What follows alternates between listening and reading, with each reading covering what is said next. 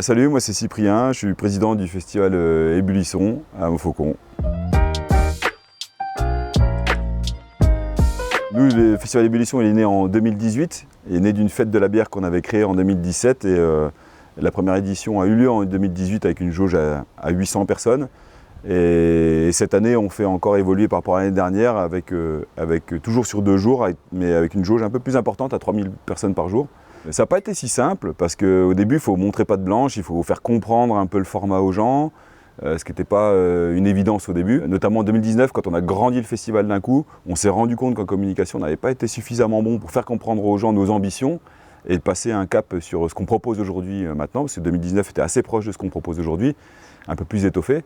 Mais aujourd'hui, on est connu de nos confrères et on a de beaux échanges sur comment on s'organise, sur comment on voit les choses. Et aujourd'hui, on est content de voir qu'on pèse entre guillemets, c'est pas une ambition de peser, mais qu'on existe tant auprès d'acteurs comme la SACEM que des confrères comme La Paille avec qui on échange beaucoup, ou des gens comme le Popcorn qui sont nés en même temps que nous. Voilà, on échange un peu nos façons de voir les choses. Et puis on reste finalement dans notre ligne de conduite parce que personne de l'équipe, la particularité, personne de l'équipe ne travaille dans le monde du spectacle. C'est uniquement, on va dire, poussé par l'ambition et le plaisir, la passion de la musique et de procurer le plaisir qu'on prend nous tous finalement quand on va en festival et qu'on s'éclate tout simplement. Et moi j'aimerais en tant que président avec le bureau garder cette âme-là. C'est cette âme de on fait nous-mêmes à notre façon, mais ça ne veut pas dire que c'est moins bien fait que par des pros qui font des choses forcément différemment de nous, parce que nous on a une âme assez, comment dire, un peu comme un enfant pourrait concevoir les choses, mais avec la passion on arrive à faire des choses un peu différentes à Ébullisson, et ça j'aimerais garder ça. Alors comment on construit la programmation cette année, donc nous on est le 30 et le 31 août, sur 2 jours, le vendredi et le samedi soir. Et quand on conçoit ça, il y a la première des choses évidemment, c'est le budget qu'on définit avec l'équipe du bureau. On est 17 personnes à entretenir le festival toute l'année. On se définit un budget et dans ce budget on a une enveloppe pour la programmation. On essaye tant bien que mal de s'y tenir. Et cette année par exemple le pari qu'on a fait c'était de faire évoluer grandement le budget artistique pour aller chercher un artiste.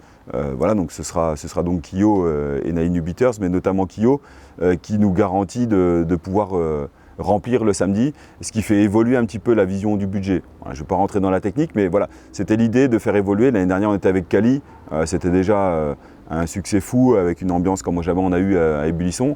On voulait reproduire un peu cette ambiance et avoir un artiste un peu plus contemporain, parce que Kyo est assez présent cette année avec l'anniversaire de ses 20 ans.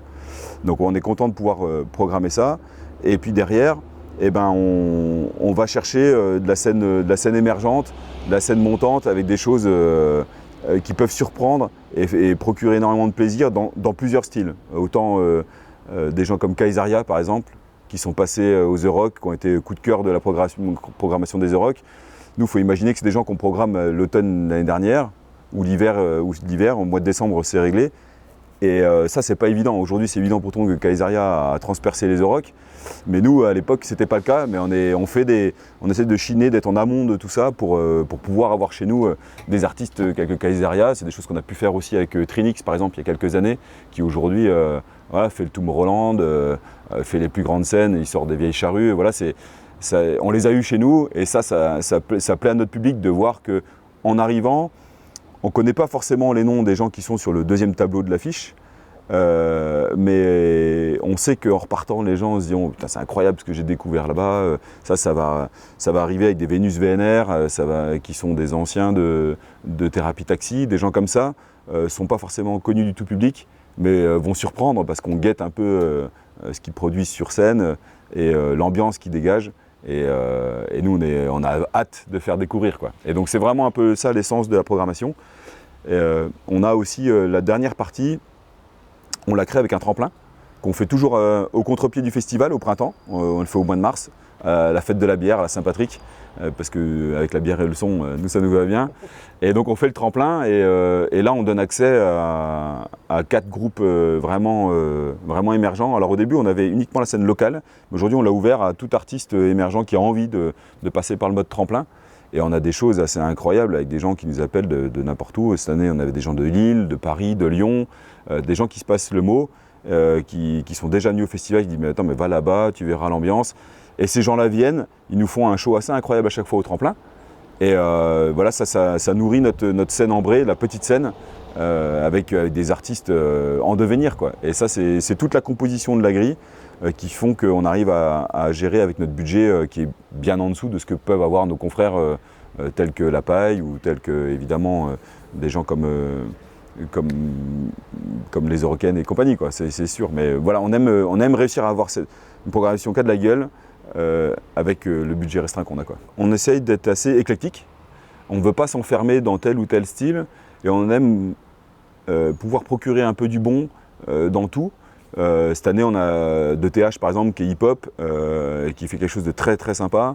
On a Tom Frager plus sur le reggae et c'est sûr qu'on a essayé par exemple le métal aussi dans notre tremplin qui a plutôt bien marché, qui a failli sortir du tremplin. Mais c'est compliqué d'aller sur des univers très très tranchés parce que tu essayes de plaire à ton public. Mais malgré tout, on veut faire découvrir. Donc on se ferme la porte à rien. Et voilà, cette année, il y aura du hip-hop, il y aura de la chanson de rue avec une touche d'optimisme. Voilà, ça va être un beau moment de vie. Il y aura un peu de reggae, il y a du rock, il y a de l'électro avec Ilmago et avec N2B qui est notre DJ résident. On ne s'enferme pas dans les styles parce que moi-même j'écoute de tout, du classique jusque tout, et je trouve que c'est un peu idiot de s'enfermer dans un style. Non pas que l'idée de faire un festival avec une programmation typée est débile, c'est pas ce que je dis, parce que j'adore le No Logo et ce genre de festival typé, mais nous c'est pas notre idée, nous on est en complément de ça et de pouvoir justement permettre à quelqu'un qui va dire de manière assez butée j'aime le rock, puisse se faire séduire par un groupe de hip-hop ou de musique de rue alors qu'il ne l'écouterait pas de lui-même, quoi. Il y a quelques évolutions. Sur le site, on a bougé un peu la position des bars et du restaurant pour créer plus d'intimité, plus de fluidité sur le site.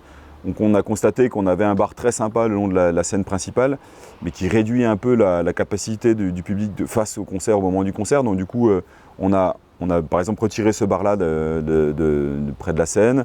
On a bougé un peu tous ces emplacements-là. On a des nouvelles choses. L'année dernière, on avait pour la première fois une tatoueuse. Ça a marché incroyablement, elle a tatoué tout le week-end, les gens ont adoré un peu cette ambiance où voilà, on vient se faire tatouer pendant un festival, on passe le cap. Et puis on a aussi, du coup, adossé à ça, on va avoir un barbeur qui va venir s'adosser à ça, du maquillage, voilà, et on a recréé des ambiances un peu plus cocon pour pouvoir prendre le temps de manger, ça, parce qu'en festival, il n'y a pas que la musique, quoi. Il y a aussi le moment où tu prends le temps de causer avec tes potes, de délirer un coup, tout ça. Donc voilà, on a repensé les espaces pour qu'il y ait beaucoup plus d'endroits où on a le temps de vivre ensemble, quoi.